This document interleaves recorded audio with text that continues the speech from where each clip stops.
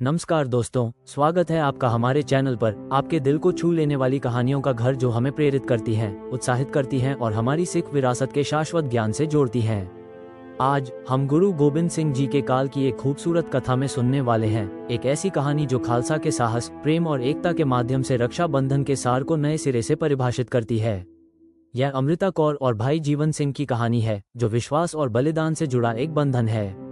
तो अपने दिल में भक्ति का एक दिया जलाएं, उस सब्सक्राइब बटन को दबाएं और आइए इस पवित्र यात्रा पर एक साथ चलें। पंजाब के हरे भरे मैदानों में वर्ष 1699 में देर से आती गर्मियों की सुनहरी आभा में आनंदपुर गांव एक नई सुबह के उत्साह से गुलजार था। सिख अपने पूज्य गुरु गोबिंद सिंह के मार्गदर्शन में दृढ़ता और एकता का मार्ग प्रशस्त कर रहे थे। यह वो समय था जब खालसा पंथ का उदय हुआ, एक ऐसा समुदाय जो साहस, समानता और धर्म के प्रति अटूट समर्पण से बंधा था। इस परिवर्तनकारी युग के बीच एक ऐसी कहानी सामने आई जिसने रक्षाबंधन के सार को सिख परंपरा के ताने बाने में पिरोया, दूसरों से उधार लिए गए किसी अनुष्ठान के रूप में नहीं, बल्कि सिख मूल्यों में निहित सुरक्षा, प्रेम और त्याग की एक गहन अभिव्यक्ति के रूप में। आनंदपुर एक गांव से कहीं बढ़कर था, यह आशा का एक अभयारण्य था। हवा में लहलहाते सरसों के खेतों की खुशबू थी और गुरुद्वारे से गुरबानी के लयबद्ध मंत्र गूंज रहे थे। सिख पुरुष और महिलाएं दोनों ही योद्धाओं के रूप में प्रशिक्षित थे और उनकी आत्मा गुरु की निर्भयता और करुणा की शिक्षाओं से प्रेरित थी। उनमें अमृता कौर नाम की एक युवती भी थी, जो अपनी प्रखर भावना और गुरु के प्रति अटूट समर्पण के लिए जानी जाती थी। उनके भाई जीवन सिंह खालसा सेना में एक कुशल योद्धा थे। उनकी कृपाण उतनी ही चमकती थी जितनी कमजोरों की रक्षा करने का उनका संकल्प।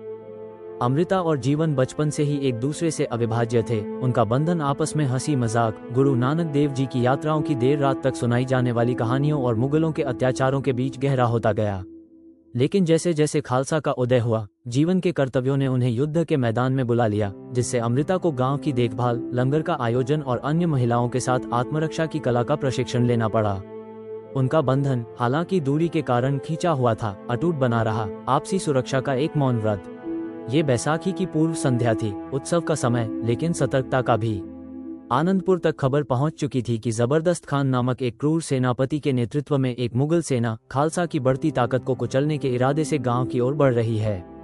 सिख युद्ध के लिए तैयार हो गए। गुरु गोबिंद सिंह के अत्याचार के खिलाफ डटे रहने के आह्वान से उनके दिल मजबूत हो गए थे। जीवन, जो अब एक अनुभवी योद्धा था, को गांव के उत्तरी दर्रे की रक्षा के लिए एक छोटी टुकड़ी का नेतृत्व करने का काम सौंपा गया, जो उनकी सुरक्षा में एक कमजोर बिंदु था। तलवार चलाने में निपुण होने के बावजूद अमृता को पीछे रहकर रसद का प्रबंधन करने और बुजुर्गों व बच्चों की सुरक्षा सुनिश्चित करने के लिए कहा गया। जीवन के बिना खतरे का सामना करने के विचार से उसका दिल दुख रहा था। उसे अपने बचपन के खेल याद आ गए, जब वह जीवन की कलाई पर एक अस्थायी धागा बांधकर खुद को उसका रक्षक घोषित करती थी, जबकि वह हंसता था और उसे दुनिया से बचाने का वादा करता था। वे मासूम पल अब एक दूर के सपने जैसे लग रहे थे, युद्ध के मंडराते खतरे के साए में। जैसे ही सूरज क्षितिज के नीचे डूबा, आनंदपुर पर एक गर्म आभा बिखेरते हुए अमृता गुरुद्वारे के पास बैठी थी। उसके हाथ डर से नहीं, बल्कि एक गहरे उद्देश्य की भावना से कांप रहे थे। उसने गुरु की शिक्षाओं को याद किया। मानव जाति को एक मानो। सिख धर्म में सुरक्षा लिंग या रीति रिवाजों से नहीं, बल्कि न्याय के लिए खड़े होने की साझा प्रतिबद्धता से बंधी थी। फिर भी देश भर में मनाए जाने वाले त्योहार रक्षाबंधन की सांस्कृतिक गूंज ने उसके अंदर कुछ झंकृत कर दिया। ये बहन द्वारा अपने भाई की कलाई पर उसकी रक्षा के लिए राखी बांधने का ब्राह्मणवादी रिवाज नहीं था, बल्कि प्रेम और कर्तव्य का एक गहरा, सार्वभौमिक बंधन था जो सिख आदर्शों से प्रतिध्वनित होता था। अमृता ने गुरु की पत्नी माता सुंदरी को खोजा, जो अपनी बुद्धिमत्ता और करुणा के लिए जानी जाती थी। माता जी, उसने स्थिर लेकिन गंभीर स्वर में कहा, मेरा दिल मुझे जीवन के लिए कुछ करने के लिए कह रहा है, इससे पहले कि वो युद्ध में जाए। राखी नहीं, जैसा कि दूसरे जानते हैं, बल्कि हमारे बंधन का प्रतीक, उसकी शक्ति के लिए मेरी प्रार्थनाओं का और मेरे पास लौट आने की उसकी प्रतिज्ञा का। माता सुंदरी मुस्कुराई। उनकी आंखों में उस व्यक्ति का ज्ञान झलक रहा था जिसने सुख और दुख दोनों देखे थे। अमृता, खालसा प्रेम और त्याग से बंधा है, न कि विभाजक रीति रिवाजों से। अपने बंधन का एक प्रतीक बनाओ, ताबीज के रूप में नहीं, बल्कि गुरु के मार्ग में अपनी साझा शक्ति की याद दिलाने के लिए। इसे अपनी प्रार्थनाओं और उनके संकल्प से बुने विश्वास के धागे में बदल दो। प्रेरित होकर अमृता ने सिख परंपरा में त्याग और साहस के प्रतीक केसरिया कपड़े से एक साधारण पट्टी बनाने में पूरी रात बिताई। उन्होंने उस पर खालसा के प्रतीक एक छोटे से खंडे की कढ़ाई की और उसे अपनी प्रार्थनाओं से भर दिया और काम करते हुए वाहेगुरु जी का खालसा, वाहेगुरु जी की फतेह का जाप किया। यह कोई साधारण राखी नहीं थी, यह एक सिख रक्षाबंधन था, गुरु की शिक्षाओं के प्रति उनकी साझा प्रतिबद्धता पर आधारित आपसी सुरक्षा का वचन। भोर में जब खालसा सुबह के दीवान के लिए इकट्ठा हुए, अमृता ने जीवन को अपना घोड़ा तैयार करते हुए देखा। उसका कवच पहली किरण में चमक रहा था। उसके चेहरे पर दृढ़ता थी, लेकिन बहन को देखते ही उसकी आंखें नम हो गईं। बहन जी, उसने बहन के लिए स्नेह भरे शब्द का प्रयोग करते हुए कहा, आप इतनी परेशान क्यों दिख रही हैं? गुरु हमारे साथ हैं। अमृता ने केसरिया बाना आगे बढ़ाया। यह कोई ताबीज नहीं है जीवन, उसने दृढ़ मगर कोमल स्वर में कहा। यह हमारे बंधन की, खालसा के एक दूसरे की रक्षा करने के व्रत की याद दिलाता है। इसे पहनो, मेरी सुरक्षा के लिए नहीं, बल्कि इस प्रतिज्ञा के रूप में कि हम दोनों एक ही सत्य के लिए खड़े हैं। मेरे पास लौट आओ, इसलिए नहीं कि मैं मांगती हूँ, बल्कि इसलिए कि पंथ को तुम्हारी जरूरत है। जीवन ने बाना लिया, उसकी उंगलियां खंडे पर टिकी थीं। उसने इसे अपनी कलाई पर बांधा, किसी अनुष्ठान के रूप में नहीं, बल्कि एक पवित्र व्रत के रूप में। अमृता, तुम मेरी उतनी ही शक्ति हो जितनी मैं तुम्हारी हूँ। ये बाना हमारा वादा है, लड़ने, जीने और गुरु के न्याय को साथ मिलकर कायम रखने का। उन्होंने गले लगाया। उनके दिल एक ऐसे बंधन में बंध गए जो युद्ध के मैदान से परे था। मुगल सेनाएं दोपहर तक पहुंच गईं, उनके झंडे क्षितिज को काला कर रहे थे। जीवन और उसकी टुकड़ी ने उत्तरी दर्रे पर कब्जा कर लिया। उनकी संख्या कम थी, लेकिन उनका हौसला अटल था। युद्ध भीषण था, तलवारें टकरा रही थीं और तीर चल रहे थे। जीवन सिंह की क्रूरता से लड़ रहा था, उसकी कृपा मानो इस्पात की तरह चमक रही थी, लेकिन उसके हृदय में अमृता की तलवार का भार था, जो उसे याद दिलाता था कि वह क्यों लड़ा था, सिर्फ जीवित रहने के लिए नहीं, बल्कि एक न्यायपूर्ण विश्व के स्वप्न के लिए। आनंदपुर लौटकर अमृता ने अथक परिश्रम किया, रसद का प्रबंध किया और घायलों की देखभाल की जैसे जैसे वे आ रहे थे। उसके हाथ उद्देश्यपूर्ण ढंग से चल रहे थे, लेकिन उसका मन जीवन के साथ था। उसने चमत्कारों के लिए नहीं, बल्कि खालसा की शक्ति की विजय के लिए प्रार्थना की। गुरुद्वारा कीर्तन से गूंज उठा। गुरु अर्जन देव के भजन गांव के बेचैन दिलों को सांत्वना दे रहे थे।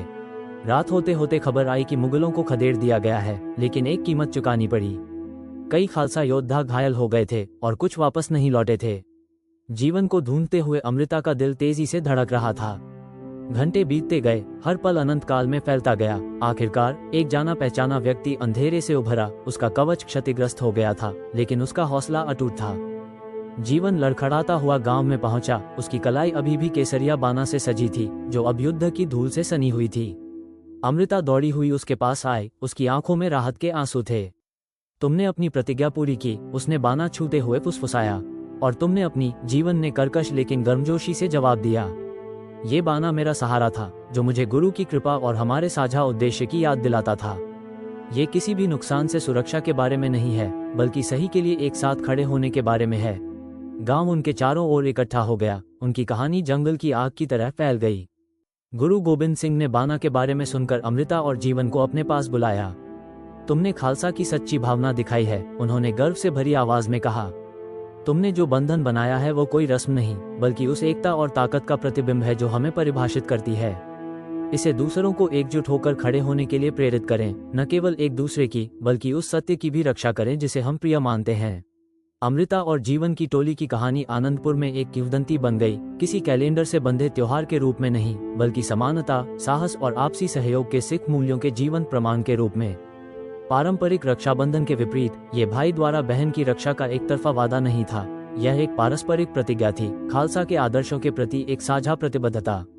खंडा से सुशोभित केसरिया डोरी सिखों के बीच एक प्रतीक बन गई, अंधविश्वास का नहीं, बल्कि उन लोगों के बीच अटूट बंधन का, जो विपरीत परिस्थितियों में एक साथ खड़े रहे।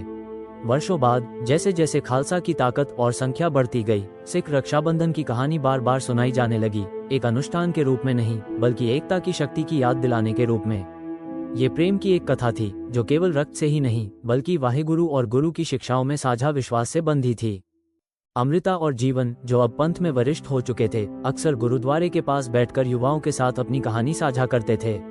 उनकी कलाइयां अभी भी धुंधले केसरिया रंग की पट्टियों से सजी थीं, जो युद्ध और समय के बंधन का एक शांत प्रमाण थीं। सिख परंपरा में रक्षा कोई लैंगिक कर्तव्य नहीं था, नहीं यह किसी एक दिन तक सीमित था। यह न्याय के लिए खड़े होने, उत्पीड़ितों की रक्षा करने और गुरु ग्रंथ साहिब के सिद्धांतों के अनुसार जीने की आजीवन प्रतिबद्धता थी। अमृता और जीवन द्वारा अपनाया गया सिख रक्षा बंधन इसी सत्य का उत्सव था, विश्वास का एक ऐसा धागा जो हृदयों को कर्मकांडों में नहीं, बल्कि धर्म की शाश्वत खोज में बांधता था। और इस प्रकार अमृता और जीवन की कहानी हमें याद दिलाती है कि सच्ची सुरक्षा कर्मकांडों में नहीं, बल्कि प्रेम, साहस और गुरु के मार्ग के प्रति प्रतिबद्धता के अटूट बंधन में निहित है। स्पिरिचुअल स्टोरीज में इस आत्मा को झकझोर देने वाली यात्रा में हमारे साथ जुड़ने के लिए धन्यवाद। अगर यह कथा आपके दिल को छू गई हो तो इसे लाइक करें, अपने प्रियजनों के साथ शेयर करें और सिख धर्म की भावना का जश्न मनाने वाली और भी कहानियों के लिए सब्सक्राइब करना न भूलें। नीचे कमेंट करें, आप अपने जीवन में आस्था के बंधनों का सम्मान कैसे करते हैं। अगली बार तक धन्य रहें, प्रेरित रहें और वाहिगुरु के मार्ग पर चलते रहें। सत श्री अकाल।